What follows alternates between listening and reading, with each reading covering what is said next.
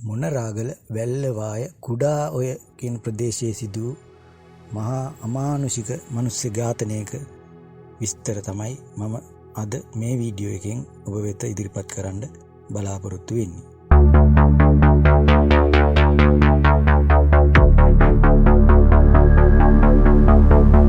මේ සිදුවීම සිදුවන්නේ වර්ෂ 2021 දී. හරි, අපි එහෙනම් බලමු මේ සිදුවීම සිදු වුණේ කොහොමද කියලා.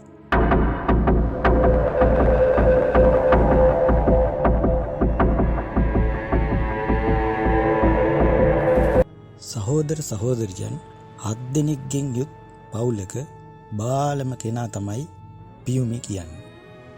මේ පවුල මුදල් අගහිකකම් වලින් පිරුණු පවුලක් නිසා අධ්‍යාපන කටයුතු වලින් පස්සේ සුපර් මාකට් එකක රැකියාවට යන්න මේ පියුමි තීරණය කරනවා.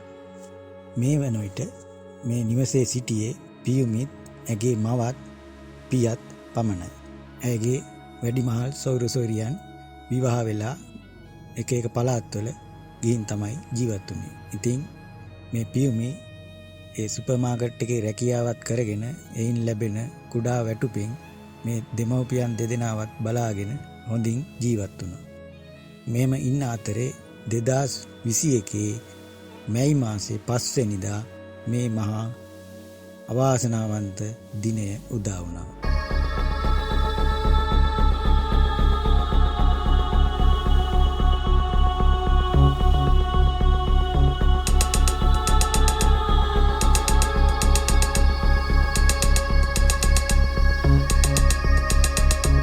වෙනද වගේම එදත් මේ පියුමි සුපර් මාකට් එකේ වැඩට යන්න ගෙදරින් පිටත් වුණා.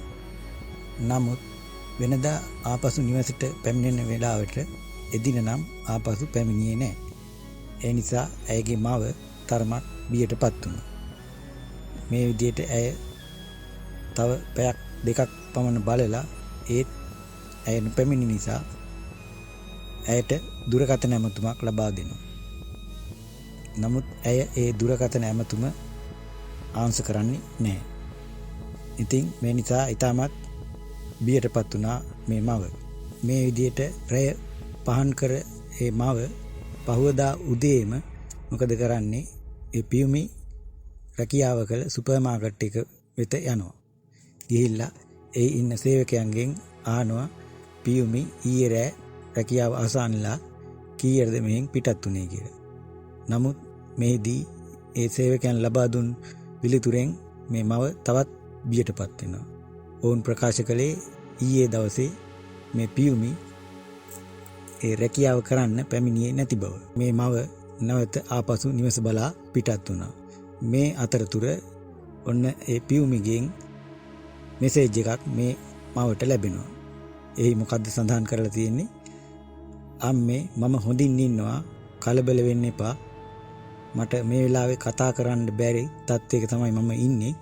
මට මුදල් හදිස්සියක් තියෙනවා. ඒ හින්දා පුළුවන් නම් මට සල්ලි කීයක් හරි මගේ account එකට දාන්න කියලා. මේ මව එවෙලේම පියුමිගේ දුරකථනයට කෝල් එකක් ගත්තත් පියුමි ප්‍රතිචාර දැක්වුවේ නැහැ. ඇය මුදල් හදිස්සියක් කියු නිසාත් ඇයගේම ගිණුම් අංකයට මුදල් දාන්න කියපු නිසාත් මව සැක නොසිතාම මොකද කරේ? වැල්ලවාය බැංකුවට ගිහින් ඇය ඉල්ලා සිටි මුදල තැන්පත් කරනවා. මේ විදිහට දින කිහිපයක් ගත වුණා. නැවතත් දියණියකින් එවැනිම කෙටි පණිවිඩයක් ලැබෙනවා. මුදල් හදිසියක් තියෙනවා, මට කීයක් හරි බැංකුවට මගේම බැංකුවට දාන්න කියලා. මේ විදිහට මවත් මොකද කරන්නේ? සල්ලි දැම්මා. මේ වෙනතක් ඇය කිසිම වෙලාවක කෝල් එකක් නම් දීලා තිබුණේ නැහැ. නමුත් මේ මව දියණියව විශ්වාස කරලා ඒ ඉල්ලු මුදල් ඒ ගිණුම් අංකයට තැන්පත් කරා.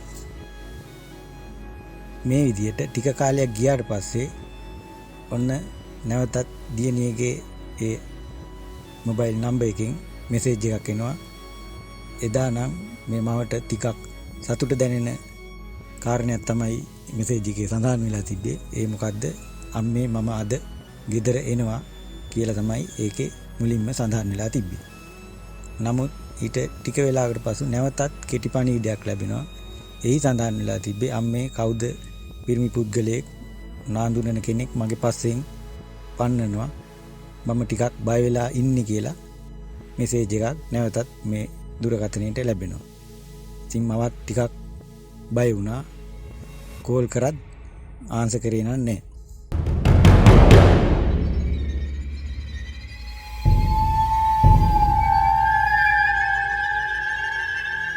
මේ විදිහට ටික වෙලා ගියාට පස්සේ ඒ දුරකථනයත් ක්‍රියා විරහිත වෙලා කිසිම මෙසේජ් එකක්වත් කෝල් එකක්වත් ගන්නවත් දුන්නේවත් නැහැ. ඉතින් මේ මව ඒ වෙලාවේ නම් ඊටම බියටපත් වෙලා මොකද කරේ මේ වැල්ලවායේ පොලිස් ස්ථානයට ගිහින් මේ පිළිබඳව පොලිසිය දැනුවත් කරලා කම්ප්ලේන් එකක් දැම්මා. මේ පොලිසියත් වහාම විමර්ශන කටයුතු ආරම්භ කළා.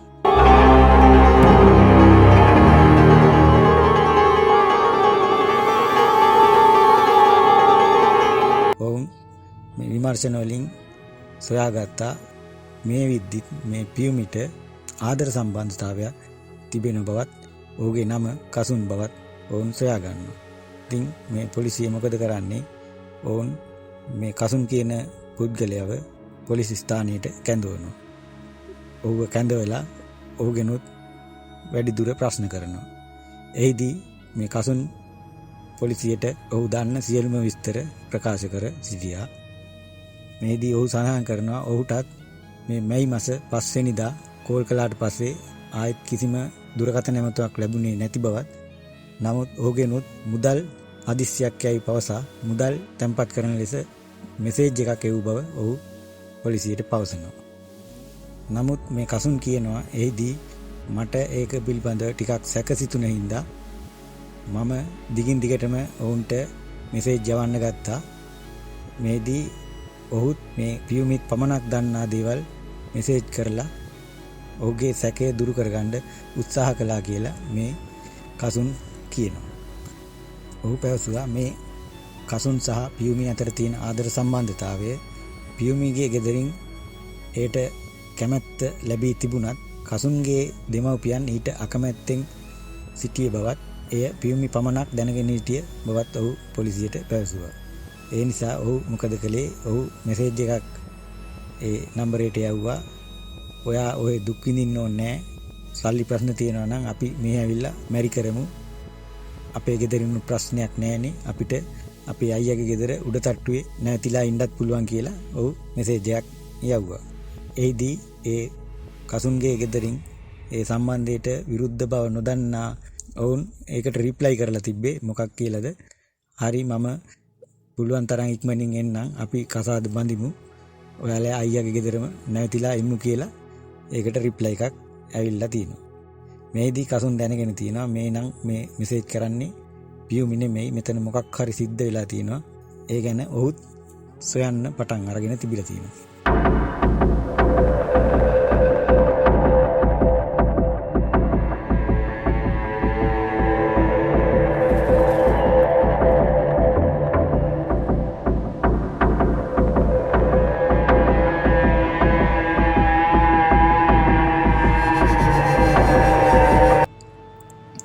ඉතින් මේ සියලු විස්තර පොලිසියට කසුන් දැන්වීමෙන් පස්සේ පොලිසිය ඔහු කෙරේ තිබුණු සැකය තරමක් දුරු වෙලා මේ පිළිබඳව තවත් වැඩි දුර හොයන්න ගත්තා.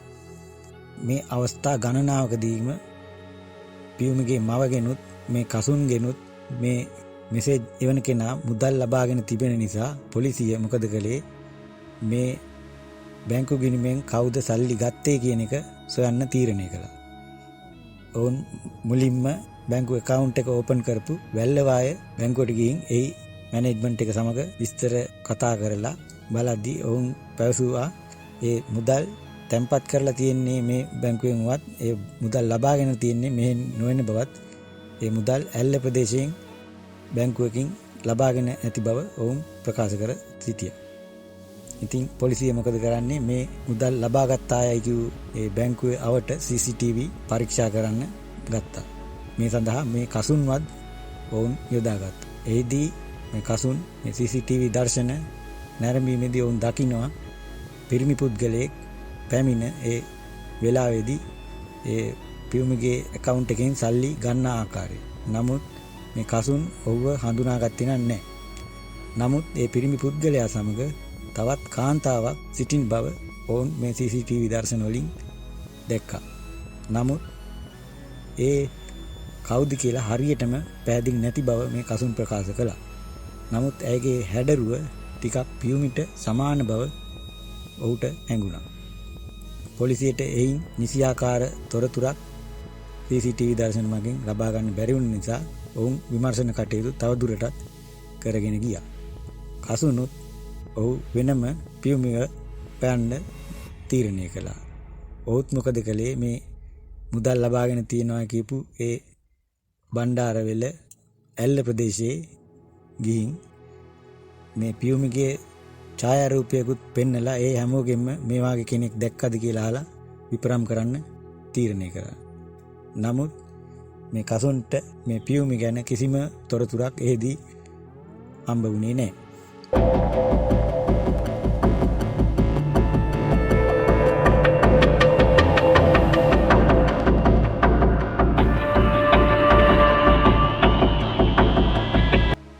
ඉතින් ඔහු නැවතත් ආපසු පියුමිගේ නිවස බලා පිටත් වුණා. ඒ යන විට ඒ නිවසට මේ පියුමිගේ අක්කා කෙනෙක් සහ ස්වාමි පුරුෂයා පැමිණ තියනවා දැක්කා. මේදී ඒ පිරිමි පුද්ගලයාව දැක්ක කසුන් එකපාරටම පුදුම වුණා. මොකද ඔහුට ඒ CCTV දර්ශන වලින් පෙනුණු පිරිමි පුද්ගලයා මේ පැමිණ තියෙන පිරිමි පුද්ගලයාම බව ඔහුට එකපාරටම වැටහුණා. නමුත් ඔහු ඒ බව ඔවුන්ට හැඟෙව්වේ නැහැ. පියුමිගේ අක්කා සමග ඔහු කතා කරලා අක්කේ පියුමි ගැන තොරතුරක් හම්බුනේ නැද්ද කියලා ඇයගෙන් ඇහුවා. එෙහිදී ඇය ප්‍රකාශ කළා නෑ මල්ලි අපිට තාම කිසිම තොරතුරක් හම්බුනේ නෑ කියලා.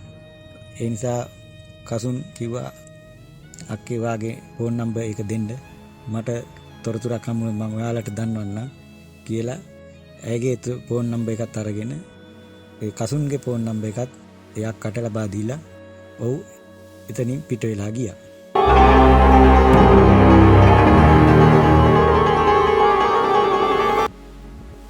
ඊට දින කීපයකට පස්සේ ඔන්න නැවතත් පියුමිගේ ෆෝන් නම්බර් එකෙන් මේ කසුන්ට මෙසේජ් එකක් එනවා.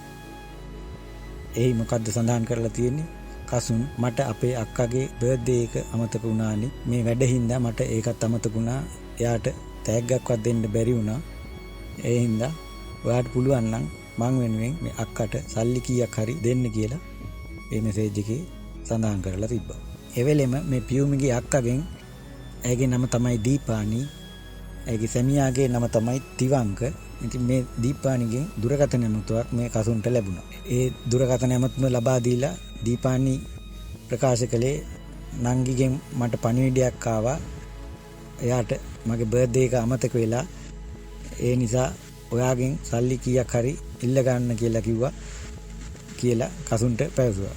එෙහිදී ඔහු කසුන් කිව්වා ඔව් මටත් මේ මෙසේජ් එකක් එවලා තිබ්බා සල්ලි වාගයක් දෙන්න කියලා. ඉතින් සල්ලි විතරක් නෙමෙයි අක්කාගේ උපන්දිනේනේ මම තෑග්ගකුත් දෙන්නම් මට හම්බ වෙන්න පුළුවන්ද කියලා ඔහු ඒ කතා කරලා කිව්වා. එතකොට දීපානි මොකද කිව්වේ? හරි මම එහෙනම් තිවංකව එවන්නම් කියලා ඔවුන් කසුනුත් ඒකට එකඟ වුණා. ඊට පස්සේ කසුන් මොකද කළේ? මේ පිළිබඳව ගිහින් පොලිසිය දැනුවත් කළා. මොකද මේ ගැන ඌට පැහැදිලි සැකයක් තිබුණු නිසා ඒ පිළිබඳව පොලිසියට දන්වලා මේම මගේ මුදල් ඉල්ලනවා කියලා ඔවුන් පවසලා ඒ පොලිසිය මොකද කරේ? මේ කසුනුත් එක්ක බයික් එකේ සිවිල් ඇඳුමෙන් සැරසිලා ඒක පොලිස් නිලධාරියෙක් කසුන්ගේ බයික් එකේ ඔවුන්ගේ බයිසිකලේ පිටිපස්සේ තවත් පොලිස් නිලධාරීන් කීප දෙනෙකුත් ගිහිල්ලා මේ තිවංක කියන පුද්ගලයාව අත්අඩංගුවට ගන්නවා. ඒ අත්අඩංගුවට අරගෙන ඔහු ඒ නොවිට නැවතිලා සිටියේ බෝඩිමට. ඔවුන් මේ පොලිසිය තිවංකවත් අරගෙන ඒ බෝඩිමට යනවා. ගිහිල්ලා ඒ බෝඩිම පරීක්ෂා කිරීමේදී පොලිසියට මේ පියුමිගේ අවසන් වරට ඇඳ සිටි කකුලේ දාලා තිබ්බ සෙරප්පු දෙකත් ඇගේ හෑන්ඩ් බෑග් එකත් හමු වීමෙන් මේ සැකය වඩාත් තහවුරු වුණා. මේදී ඒ පියුමිගේ බෑග් එකේ තිබිලා ඒ පියුමිගේ දුරකථනයත් ඇයගේ ඩෙන්ටිටි කාඩ් එකත් බැංකු පොතත් ATM කාඩ් එකත් මේ සියල්ල පොලිසියට හම්බ වෙනවා. මේ පොලිසිය ඒ බෝඩිමට යන විටත් මේ පියුමගේ අක්කා දීපානි ඒ බෝඩිමෙන් පැන ගිහින් තමයි තිබ්බේ. ඒ බව ආරංචි වෙලා එයින් පිටත් වෙලා ගිහින් තිබ්බා. ඉතින් මේ සියලුම දේවල් පොලිසිය සොයාගත්ත නිසා මේ තිවංකට සහ දීපානිට මේ පියුමගේ අතුරුදහන් වීම ගැන ඇත්තම පාපොච්චාරණය කරන්න සිද්ධ වෙනවා. මෙහිදී ඔවුන් පවසා සිටියා ඔවුන් 2021 මැයි මාස 5 වෙනිදා මේ පියුමිව ඇය සුපර් මාකට් එකේ වැඩට යන අතරතුර ඒ යන අතරමඟ තිබෙන කැලෑවක් වැනි ප්‍රදේශයේ කිසිම පුද්ගලයෙක් නැති වෙලා බලලා පියුමිව ඒ කැලේට ඇදගෙන ගිහින් ඇයගේ හිසට පහර එල්ල කර ඇයව ඝාතනය කර එහි හැඟ වූ බව මේ තිවංක පොලිසියට ප්‍රකාශ කළා.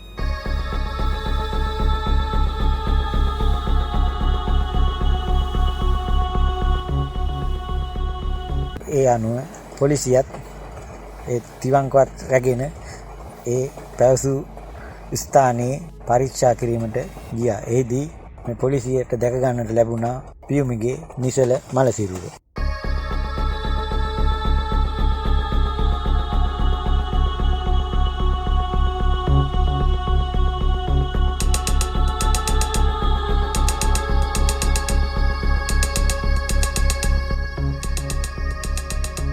මෙලෙස මේ පියුමිව ඝාතනය කළේ ඇයි කියන ප්‍රශ්නය පොලිසිය විසින් තිවංකගෙන් සහ දීපානිගෙන් විමසූ අවස්ථාවේදී ඔවුන් ප්‍රකාශ කර සිටියේ ඒ නිවසේ මේ දීපානිත් පියුමිත් දෙමව්පියන් දෙදෙනාත් ජීවත් වෙලා ඉන්න වෙලාවේ මේ පියුමි දිගින් දිගටම ඒ දීපානි සමග ආරවුල් ඇති කරගත් බව ඇය පොලිසිය ඉදිරියේ ප්‍රකාශ කළා.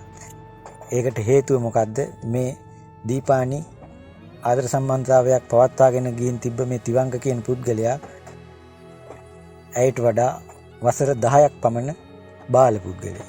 ඒ කියන්නේ මේ වන විට ඒ දීපානිට වයස අවුරුදු 28ක් වූ අතර ඒ ඇගේ පෙම්වතාට අවුරුදු 18ක් පමණයි වුණේ. ඉතින් මේ පියුමි හැම වෙලේම ඇය සමග රණ්ඩු කර සිටියේ මට ඔයාට අක්කා කියලා තිවංකට මල්ලි කියලා කතා කරන්න බෑ. ඔවාගේ නිතර දෙන්නත් එක රණ්ඩු ඇති වෙලා තියෙනවා. මේදී අවසානයේ මේ දීපානි මොකද කරේ? ඒ තිවංකත් සමග මේ ගෙදරින් පිට වෙලා වෙනම ජීවත් වෙන්න ගත්තා. ඊට පස්සේ තමයි මේ පියුමි අධ්‍යාපනයෙන් පස්සේ රැකියාවක් කරලා දෙමව්පියනොත් බලාගෙන ඒ නිවසේ තනියම ජීවත් වෙලා තියෙනවා. ඉතින් මේ බව මේ දීපානිට ආරංචි වෙලා ඒකට ඇති වූ කලකිරීම නිසා තමයි මෙලෙස මේ පියුමිව ඝාතනය කරලා ඇගෙන් සල්ලිත් ලබාගෙන ඒ නිවසත් ලබා ගන්න ඔවුන් ප්ලෑන් කරලා තියෙන්නේ. ඒ අනුව තමයි මේ පියුමිව මේ විදිහට ඔවුන් ඝාතනය කරලා තියෙන්නේ. ඉතින් මේ සියලු විස්තර අධිකරණයේදී ඔප්පු වීමත් සමග අවසානයේදී මේ දීපානිට සහ තිවංකට වසර 30ක සිර දඬුවම් නියම වුණා.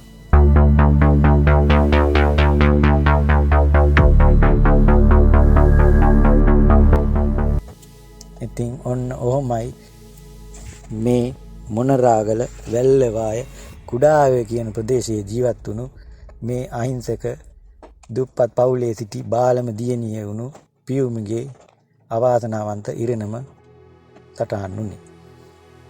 ඔබට මේ ගැන මොකද හිතෙන්නේ? ඔබගේ අදහස් පහලින් කමෙන්ට් කරන්න. එහෙනම් ඔබට සුබ දවසක්.